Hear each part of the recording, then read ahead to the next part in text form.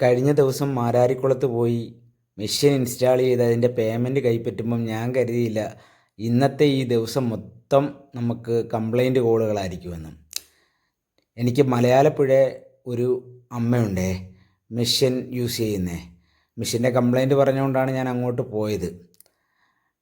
ഞാൻ എപ്പം മലയാലപ്പുഴ പോയാലും അമ്പലത്തിൽ കയറി അവിടുത്തെ ദേവിയെ കണ്ട് തൊഴുതതിന് ശേഷമാണ് അമ്മയുടെ അടുത്തോട്ട് പോകുന്നത്. അമ്മയുടെ മെഷീന് നല്ല പ്രശ്നങ്ങളുണ്ടായിരുന്നു. അപ്പം അവിടെ വെച്ച് റെഡിയാക്കാൻ പറ്റാത്തത് കൊണ്ട് ഞാൻ മെഷീൻ എൻ്റെ കാറിലേക്ക് എടുത്തു വെച്ച് അതിനുശേഷം ഞാൻ കോന്നിയിൽ പോയി. കോന്നിയിൽ ഒരു കസ്റ്റമർ എനിക്കുണ്ട്. ആ കസ്റ്റമർ വന്നിട്ട് മെഷീന് കംപ്ലൈൻ്റ് ഉണ്ടെന്നൊക്കെ പറഞ്ഞിട്ടാണ് വിളിപ്പിച്ചത്. പക്ഷേ ഞാൻ അവിടെ ചെന്ന് നോക്കിയപ്പോൾ മൈനറായിട്ടുള്ള കാര്യങ്ങളൊക്കെ ഉണ്ടായിരുന്നുള്ളൂ. ഫിൽറ്ററൊക്കെ റീപ്ലേസ് ചെയ്ത് അച്ഛനെ കൊണ്ട് അത് ഉപയോഗിപ്പിച്ച് കുഴപ്പമില്ലെന്നൊക്കെ കണ്ടപ്പോൾ ഞാൻ പതുക്കെ ഇറങ്ങി. അവിടുന്ന് ഞാൻ തിരിച്ചത് ഈ കൊടുമൺ വഴിയാണ്. കൊടുമൺ എസ്റ്റേറ്റാണ് ഈ കാണുന്നത്. പകൽ സമയത്ത് തന്നെ പേടിപ്പെടുത്തുന്ന തരത്തിലുള്ള ഒരു സാഹചര്യമാണ്.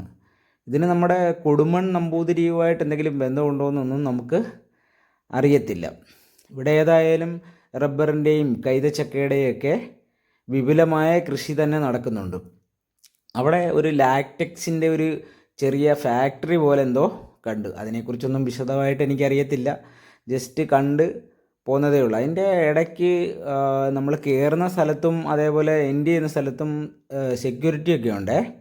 ഒരു ചെറിയ ചെക്കപ്പ് പോലെ ഉണ്ട്. അവിടുന്ന് നേരെ ഞാൻ പുത്തൂർ പോയി. പുത്തൂർ ഒരു മെഷീൻ ഉണ്ടായിരുന്നു. അതിൻ്റെ കംപ്ലൈൻറ്റിനുള്ള റീപ്ലേസ്മെൻറ്റ് സ്പെയർ പാർട്ട് വന്ന് അത് പൊട്ടിച്ച് ഞാൻ മെഷീനിലോട്ട് ഫിറ്റ് ചെയ്യാൻ വേണ്ടിയുള്ള തയ്യാറെടുപ്പാണ്. ഇതുവരെ കംപ്ലൈൻ്റ് ഒന്നും റെക്ടിഫൈ ചെയ്യുന്ന വീഡിയോ ഞാൻ ചെയ്തിട്ടില്ലല്ലോ. അപ്പം അത് സി വിയിലോട്ട് കംപ്രസറിൽ നിന്നുള്ള കേബിള് ട്യൂബ് കണക്ട് ചെയ്ത് ടൈറ്റ് ചെയ്യുന്നു. അതേപോലെ തന്നെ ഈ നമ്മുടെ സി വി ക്യാനിസ്റ്ററിൽ നിന്നൊരു ട്യൂബ് വരും. ആ ട്യൂബ് എടുത്തിട്ട് അതിൻ്റെ തന്നെ ആ സോളിനോഡ് വാൽവുമായിട്ട് ബന്ധിപ്പിച്ച് ടൈ വെച്ച് ടൈറ്റ് ചെയ്ത് നിർത്തണം. അതേപോലെ അതിനകത്തൊരു കേബിളുണ്ട്. ആ കേബിൾ വന്നിട്ട് മെയിൻ ബോർഡുമായിട്ട് ബന്ധിപ്പിക്കണം. ഇത്രയേ ഉള്ളൂ സർവീസ്.